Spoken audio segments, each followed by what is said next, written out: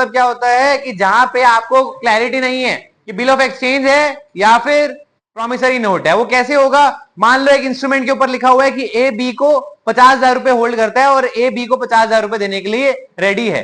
अब आपको ये नहीं पता कि ये प्रॉमिसरी नोट है कौन सा नोट है। समझ आ जाएगा आपको इतनी सी बात से? स्ट्रक्चर अलग होता है बट आपके जो इंग्रेडिएंट्स है वो तो सेम ही है। वो तो स्पेसिमेन है। स्पेसिमेन का मतलब एक एग्जांपल है। वो जरूरी नहीं है वैसे ही दिखे। ठीक है, उसके अंदर आपने ऊपर हेडिंग नहीं लिखी क्या है, ये बिल ऑफ एक्सचेंज है कि प्रॉमिसरी नोट है। ठीक है, एक बंदे ने साइन कर दिया और उसने बोल दिया कि ए बी को कितने रुपए वो करता है, 50,000 रुपए वो करता है। ठीक है, वो साइन से भी समझ नहीं आ रहा कि ए का साइन है कि बी का साइन है। ठीक है, तो प्रॉमिसरी नोट जो है, देखो अब इन सब केसेस के अंदर क्या होता है, पार्टीज को तो पता होता है कि उनको पैसे देने हैं कि नहीं देने हैं। पार्टीज को तो आइडिया है ना, पार्टीज को तो आइडिया है ना। जो थर्ड पर्सन होगा, जो थर्ड पर्सन होगा जिसको अल्टीमेटली चला गया है वो नोट या फिर जो इंस्ट्रूमेंट है वो ट्रांसफर हो गया है, ठीक है, उसको नहीं पता होगा ना कि ए कौन है कि बी कौन है। मेरे पास नोट आया तो मेरे को पैसे मिलने चाहिए बी से। अभी प्रॉमिसरी नोट है कि बिल्स ऑफ एक्सचेंज है, मेरे को नहीं पता है। ठीक है, तो दिक्कत उसको आती है। दिक्कत उस इंसान को अगर आ रही है तो वो जो चाहे उसको वो इंस्ट्रूमेंट बना सकता है। वो उसको प्रॉमिसरी नोट भी बना सकता है, वो उसको बिल ऑफ एक्सचेंज भी बना सकता है अपनी कन्वीनियंस के अकॉर्डिंग। ठीक है, अगर वो अपनी कन्वीनियंस के अकॉर्डिंग बना लेगा बिल्स ऑफ एक्सचेंज या फिर प्रॉमिसरी नोट, एक बार उसने बना दिया उसके बाद वो उसको चेंज नहीं कर सकता, वो नेचर ऑफ डॉक्यूमेंट को चेंज नहीं कर सकता है।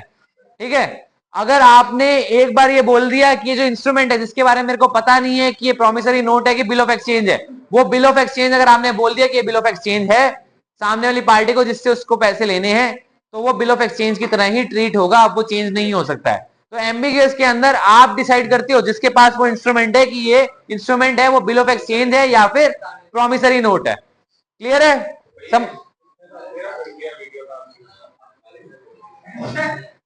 आवाज आ रही है ना?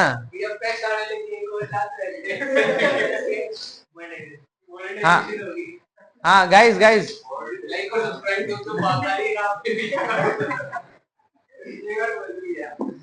हाँ हाँ, तो गाइस डिफरेंस समझ आ गया एम्बिगुअस के अंदर और इनकूट के अंदर? कोई डाउट है इनके अंदर? नहीं है? हाँ लाइट देख रहा था तू, एम्बिगुअस तो बताना ही पड़ेगा ना वापस, ध्यान तो तेरा वहां था। एम्बिगुअस के अंदर आपको नहीं पता इंस्ट्रूमेंट का नेचर क्या है, वो बिल ऑफ एक्सचेंज है कि प्रॉमिसरी नोट है। जो पर्सन उसको होल्ड कर रहा है जब वो एग्जीक्यूट कराने का ट्राई करेगा तब वो उसका नेचर डिसाइड कर सकता है, और जो वो नेचर डिसाइड कर लेगा उस इंस्ट्रूमेंट का, वही नेचर अब माना जाएगा। उसको बिल ऑफ एक्सचेंज अगर बोल देगा कि ये बिल ऑफ एक्सचेंज है तो उसको बिल ऑफ एक्सचेंज की तरह ही ट्रीट किया जाएगा। अगर वो प्रॉमिसरी नोट बोल देगा तो उसको प्रॉमिसरी नोट की तरह ही ट्रीट किया जाएगा। अब देखो इन दोनों के अंदर डिफरेंस है, वो राइट्स के अंदर डिफरेंस होता है, ऑब्लिगेशन के अंदर डिफरेंस होता है, वो बाद में आपको पता लगेगा, latter part of the chapter के अंदर पता लगेगा कि दोनों में से कौन सा बेटर रहता है। ठीक है, दोनों के अपने अपने फीचर्स हैं, दोनों अपने अपने तरीके से वैलिड हैं। ठीक है, तो दोनों ही चीजें वो कर सकता है।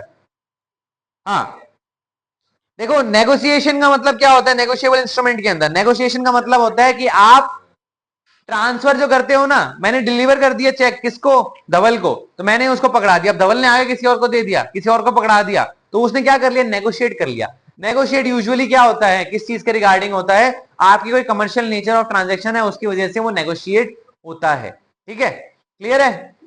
नेगोशिएशन का मतलब क्लियर है? नेगोशिएट करने का मतलब है आप बिल को किसी और को ट्रांसफर कर रहे हो फॉर सम कमर्शियल पर्पस या फिर फॉर एनी रीजन, कि कोई डेट था उसके अगेंस्ट आपने ट्रांसफर कर दिया, तो वो जो ट्रांसफरिंग है वो डिलीवरी है, उसको हम क्या बोलते हैं, नेगोशिएशन बोलते हैं। ठीक है, क्लियर है? वो ट्रांसफर करना, वो आप जो बिल है जिसके हाथ में था उसने किसी और को दे दिया, तो ये जो एक्सचेंज है इसको हम क्या बोलते हैं, जो बाय डिलीवरी भी हो रहा है या बाय कंडक्ट हो रहा है, ठीक है, उसको हम क्या बोल देते हैं, नेगोशिएशन बोल देते हैं। क्लियर है?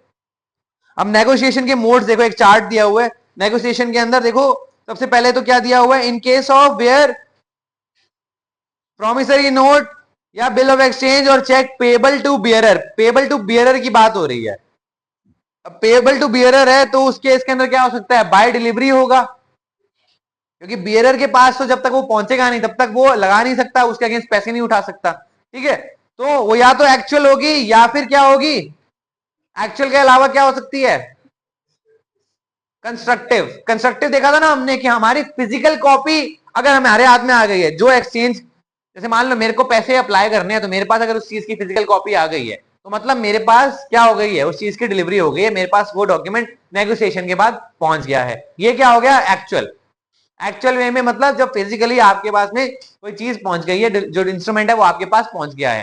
कंस्ट्रक्टिव क्या होगा कि मैंने मान लो धवल को बोल दिया कि भाई मेरी जगह पे जाके तू जो चेक है वो उठा लाना, ठीक है। अब धवल मेरा क्या बन गया, एजेंट बन गया, ठीक है। तो आपके एजेंट को भी हो सकती है, या फिर आपके ऑफिस के अंदर कोई पर्सन बैठा है, उसको कोई पकड़ा गया इंस्ट्रूमेंट, तो वो भी डिलीवरी है। वो एक्चुअल डिलीवरी नहीं है, वो कंस्ट्रक्टिव डिलीवरी है। कंस्ट्रक्टिव डिलीवरी का मतलब अब जो पोजेशन है वो ट्रांसफर हो गई है, अब जो राइट है वो क्या है, ट्रांसफर हो गया किसके पास में, जो ओनर है उसके हाथ में नहीं गया, सॉरी जो बेसिकली इसको ट्रांसफर करना था उसके हाथ में नहीं गया और उसके किसी एजेंट को मिल गया, वो उससे ले सकता है, वो उसे ले सकता है। क्यों, क्योंकि हमने एजेंट के केस में क्या देखा था कि एजेंट को कोई नोटिस आपने दे दिया है, कोई इंफॉर्मेशन पास ऑन कर दी है, तो मान लिया जाएगा कि आपने प्रिंसिपल को कर दिया है, तो इस केस के अंदर भी वो प्रिंसिपल अप्लाई हो जाएगा। ठीक है, क्लियर है, कोई डाउट, समझ आया।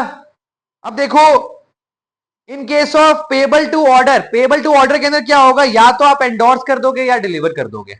एंडोर्समेंट का मतलब आप उसके पीछे लिख दोगे कि इस इंसान को ये चीज मिल जानी चाहिए, ठीक है, या फिर आप उसको बियरर के अंदर कन्वर्ट कर सकते हो। ठीक है, तो बियरर के अंदर भी क्या करना पड़ेगा, आपको डिलीवर करना पड़ेगा। एंडोर्स कर रहे हो तो नाम लिखने के बाद भी क्या करना पड़ेगा, आपको डिलीवर तो करना ही पड़ेगा। तो डिलीवरी की रिक्वायरमेंट तो दोनों के अंदर है। इसमें क्या हो जाता है, एक एंडोर्समेंट आ जाता है साथ में। एंडोर्समेंट का मतलब क्या हो गया कि आपने पीछे लिख दिया कि किस इंसान को मिलेगा, ठीक है, या तो नाम लिख दिया या टू बियरर लिख दिया, फिर ब्लैंक छोड़ दिया, तो आपने वो चीज एंडोर्स कर दी। इंडोर्स कर दी, एंडोर्स कर दी, एक ही बात है। ठीक है, क्लियर है, क्लियर है, कोई डाउट। हाँ अभी टू बियरर और टू पेबल के अंदर समझ आया ना, दोनों में डिलीवरी तो है ही कॉमन, एक में एंडोर्समेंट आ जाता है। किसके अंदर आता है, ऑर्डर वाले के अंदर एंडोर्समेंट आ जाता है, क्योंकि आपका नाम मेंशन था वहां पे। ठीक है, तो आपको बताना पड़ेगा सामने वाले को, या मेरे को नहीं मिलेगा, ये किसी और को मिलेगा, या तो उसका नाम लिख दोगे या बियरर लिख दोगे। क्लियर है। नेगोशिएशन बाय डिलीवरी देखेंगे अब हम। नेगोशिएशन बाय डिलीवरी क्या है, क्योंकि दोनों पार्ट के अंदर इंपॉर्टेंट है, तो हम डिलीवरी वाला पार्ट पढ़ेंगे। अब डिलीवरी वाला पार्ट पढ़ने के लिए सबसे पहले तो क्या है, ये जो सेक्शन है, section 47, it is subject to section 58। Section 58 किसके रिगार्डिंग बात कर रहा है, सेक्शन 58 रिगार्डिंग बात कर रहा है कि instrument obtained by unlawful means और फॉर अनलॉफुल कंसिडरेशन। जहां पे भी अनलॉफुल मींस है, मतलब यहाँ पे कोई तरीका जो है वो अनलॉफुल है, या फिर अनलॉफुल कंसिडरेशन है, या फिर कोई भी अनलॉफुल एक्टिविटी के रिगार्डिंग आपने क्या किया है, कोई बिल ऑफ एक्सचेंज दिया है, उस केस की बात नहीं हो रही, क्योंकि वो इनवैलिड है। ठीक है, वो इनवैलिड है, वो सेक्शन 58 डील करता है उससे। ठीक है, तो हम उन केस की बात कर रहे हैं जहां पे इनवैलिड तरीके से या वॉइड तरीके से ये चीज नहीं की गई है, ये सही तरीके से किया गया। मतलब यहाँ पे कोई क्रिमिनल फोर्स नहीं है, कोई क्रिमिनल इंटेंशन नहीं है, कंसिडरेशन है वो सही है, जो मीन्स है वो सही है, ऑब्जेक्ट जो है वो सही है। मीन्स का मतलब क्या होता है, मीन्स का मतलब डिलीवरी का मीन्स की बात हो रही है यहाँ पे। ठीक है, मीन्स मतलब जो तरीका है, तरीका आपका सही है। मैंने मान लो घर खरीदना था, घर खरीदने के रिगार्डिंग मैंने बिल ऑफ एक्सचेंज बना दिया, चेक बना के रख दिया। ठीक है, अब मैंने सामने वाले को गन पॉइंट के ऊपर वो घर बेचने के लिए बोल दिया, तो वो तरीका तो गलत है ना, तरीका तो गलत है ना। कंसिडरेशन गलत कैसे हो गई कि मैंने मान लो चेक दिया कोकेन के अगेंस्ट, तो वो भी गलत हो गया। तो कंसिडरेशन, ऑब्जेक्ट क्या है, ऑब्जेक्ट क्या है, मैं सामने वाले को पैसे दे रहा हूँ, उसके बदले में वो मेरे लिए, वो मेरी एक इच्छा पूरी कर देगा। वो इच्छा क्या है, किसी को मार देना, तो ऑब्जेक्ट क्या है, गलत हो गया, है ना। तो ये सारी चीजें क्या है, आप सेक्शन 58 की वजह से इसके अगेंस्ट इंस्ट्रूमेंट आप ट्रांसफर नहीं कर सकते, वो इनवैलिड माना जाएगा। तो आपका सेक्शन 47 है जो डिलीवरी के रिगार्डिंग बात कर रहा है। ठीक है, नेगोशिएशन बाय डिलीवरी की जो बात कर रहा है, उस केस के अंदर हम देख रहे हैं क्या क्या चीजें वैलिडली आ सकती हैं। ठीक है, अब देखो इसमें क्या बोला है कि डिलीवरी वैलिड किस तरीके से हो सकती है। Subject to the provision of section 58, a promissory note, bill of exchange और cheque physically to the bearer is negotiated by delivery, जो हमने ऊपर पढ़ा था। बियरर के रिगार्डिंग क्या होगा, डिलीवरी आपको करनी पड़ेगी। डिलीवरी मतलब फिजिकल डिलीवरी या फिर कंस्ट्रक्टिव डिलीवरी हो सकती है। ठीक है, एक्सेप्शन दिया हुआ है उसका। एक्सेप्शन क्या है, promissory note, bill of exchange और cheque delivered on condition that it is not to take effect except in certain event is not negotiable unless such event happens। अगर आपने, देखो पहली बात तो आप कंडीशन नहीं लगा सकते हो, ठीक है, वो वैलिड नहीं माना जाएगा। वैलिड कब हो जाएगा, वो वैलिड तब हो जाएगा जब वो कंडीशन एक्चुअली फुलफिल हो गई है। ठीक है, तो मतलब बेसिकली आपने अगर कोई कंडीशनल चेक दे दिया है, कंडीशनल चेक मतलब ये पैसा तभी ट्रांसफर होगा जब ये कंडीशन फुलफिल हो जाएगी। ठीक है, तो कंडीशन कौन सी हो सकती है, यहाँ पे हमने पहले पढ़ा था, कंडीशन वो कंडीशन हो सकती है जो वैलिडली आप लगा सकते हो। वैलिडली कौन सी कंडीशन लगा सकते हो, जो कि या तो नेचुरल ट्रूथ हो, नेचुरल ट्रूथ मतलब डेथ के ऊपर मैं भेज दूंगा। ठीक है, जिस दिन बारिश होगी उस दिन मैं पैसे दे दूंगा, जिस दिन सूरज निकलेगा अगले मतलब बादल नहीं होंगे जिस दिन, उस दिन मैं पैसे पे कर दूंगा। ठीक है, ये सब क्या है, वैलिड कंडीशन है, ये सब चीजें होंगी ही होंगी। ऐसा थोड़ा ना होगा कि जिंदगी भर कभी सूरज ही निकलेगा, या फिर जिंदगी भर कभी बारिश ही नहीं होगी, या कोई इंसान मरेगा ही नहीं। ये कंडीशन क्या आप डायरेक्टली लगा सकते हो।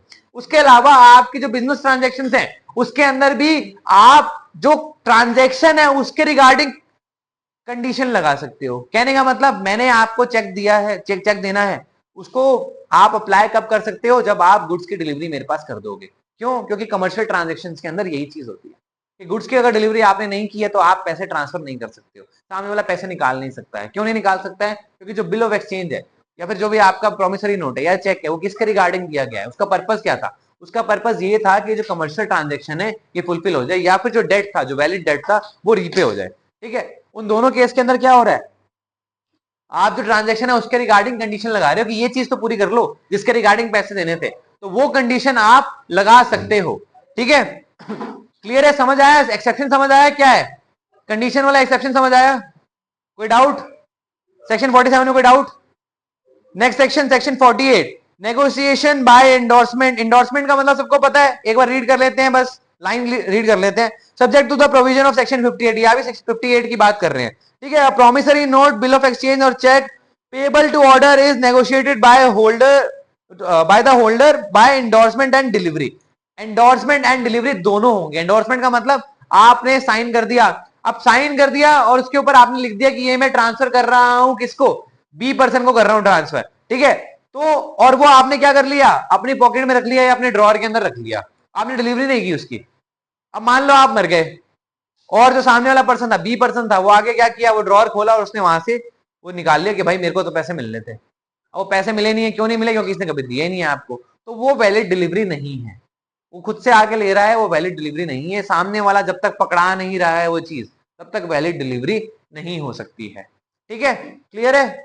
समझ आया? वैलिड डिलीवरी कब होगी? जब सामने वाला आपको पकड़ा देगा चीज, डिलीवरी तब होगी, मतलब उसने डिलीवर किया है, आपने खुद जाके छीन नहीं लिया या उठा नहीं लिया। अगर सामने वाला प्रूफ कर सकता है कि इसको मैंने डिलीवरी नहीं की थी, तो मतलब वो वैलिड नेगोशिएशन नहीं हुआ है। वैलिड नेगोशिएशन नहीं हुआ है तो मतलब सामने वाले के पास में राइट नहीं है उस चीज को होल्ड करने का और उसको एनकैश करवाने का। क्लियर है? इंपॉर्टेंस ऑफ डिलीवरी समझ आया? इंपॉर्टेंस ऑफ डिलीवरी मैंने साथ साथ एक्सप्लेन करना शुरू कर दिया था। डिलीवरी कैसे हो सकती है और क्या क्या रिक्वायरमेंट है डिलीवरी की। ठीक है, डिलीवरी की रिक्वायरमेंट, डिलीवरी क्या बहुत इंपॉर्टेंट है, उसके बिना आप नेगोशिएशन नहीं कर सकते। नेगोशिएशन का मतलब आप ट्रांसफर नहीं कर सकते हो। आप ट्रांसफर अगर नहीं करोगे तो सामने वाला वो बिल लगा नहीं सकता है, या फिर जो भी नोट है वो लगा नहीं सकता है। क्लियर है? कोई डाउट? हाँ, अगर इसमें सेक्शन 46 के रिगार्डिंग एक पैराग्राफ मेंशन है, वो हम देखेंगे।